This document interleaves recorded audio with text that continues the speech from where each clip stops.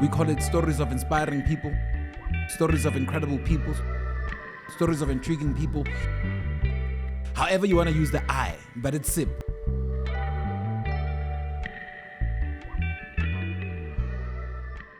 And I have the pleasure of hosting one of my brothers, a very good, philosopher, I might add, and an incredible artist, somebody that I look up to very much so. And from the moment that I met this man, he has been consistent in terms of his ububele bakhe, the warmth.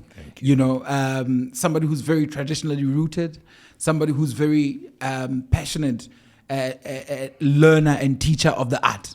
Whether it's jazz, whether it's acting, but as long as it's art in there, you find my brother Khulu Skenjana or Mr. Khulu. He has all sort of, monikers and AKAs, but I would like to welcome you, my brother, to SIP. We call it stories of inspiring people, stories of incredible people, stories of intriguing people. However you want to use the I, but it's SIP.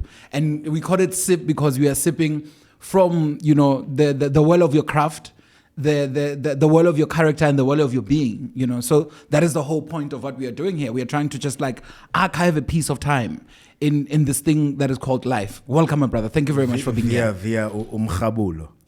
Via umkhabulo. Yeah, umkhabulo.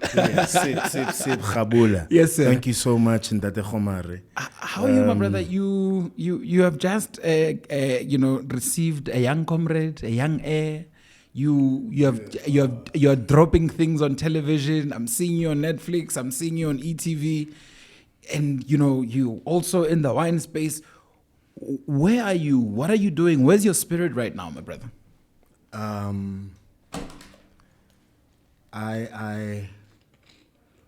Where's my spirit? My spirit is with Christ right now. To tell you the truth. I've lived a life of trying to rebel, man. And I called it, jazz. And jazz is improv. Yeah, nothing wrong with that. But I realize now with age, it was a lot of it was inspired, driven by a spirit of pain and rebellion. Just dissatisfaction is what, that's the pain. Dissatisfaction, feelings of not enough, not being enough. And then just and then there were mantras of me against the world, YOLO. Yeah. And then that seeking of that ngeke bangitshele. But then also trying to understand, seeking knowledge, knowledge of self.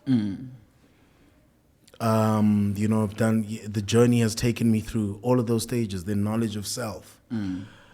And knowledge of self has led to, look, I can't even claim to begin to say I know self if I don't know the Creator, the Most High God. Yeah.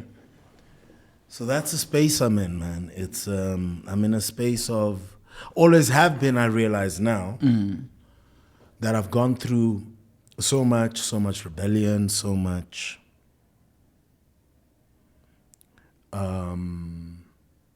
psychological and spiritual turmoil. And yet here I am. So grace and mercy, I am very grateful, aware of His grace and His mercy.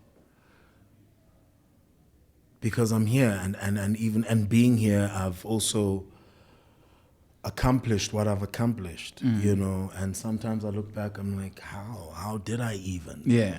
Because really,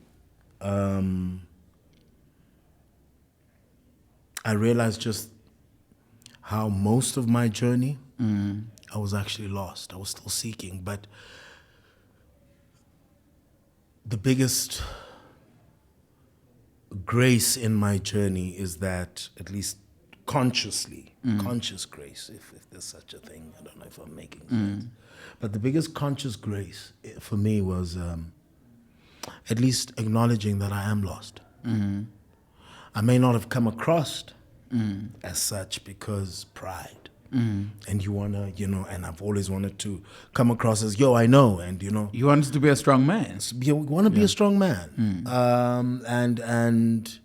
And because I've made it my business to read up and to inquire, I've got a very inquiring mind. So, and on that journey of inquiry and seeking knowledge, not just knowledge of self, knowledge of who we are as a people, where we come from, the history of us as a so-called black people, and just the history of us as a people altogether. The existence thing. The existence thing. Yeah. That existential question. I realize, I think the biggest grace and mercy I had is that through all of that, and even in trying to, and sometimes I realize, I've been so argumentative and being so overbearing and imposing. But secretly, I always knew I was lost. Yeah. I really, really did. So, I want to go through this journey of loss and and rediscovery as you go along the way and learning. But talk to me about jazz, because I think most people see you on the theater stage. They experience you in films and dramas and all these platforms. But at heart, at the beginning of all of this, there was you and jazz. Yeah. Take me through, that time when you were studying jazz and the discovery of jazz and the relationship that you have with it. Me and music. Suppose I was a choir boy, as a young man. But, just coming out of high school. Well, in high school, I believed I was going to be a sportsman. Specifically, I thought I'd play cricket. Yeah. Professionally. Up until injury, dictated differently. And then I immediately went into varsity. I did a diploma in copywriting. You were a copywriter. Come on. You haven't picked it up yet?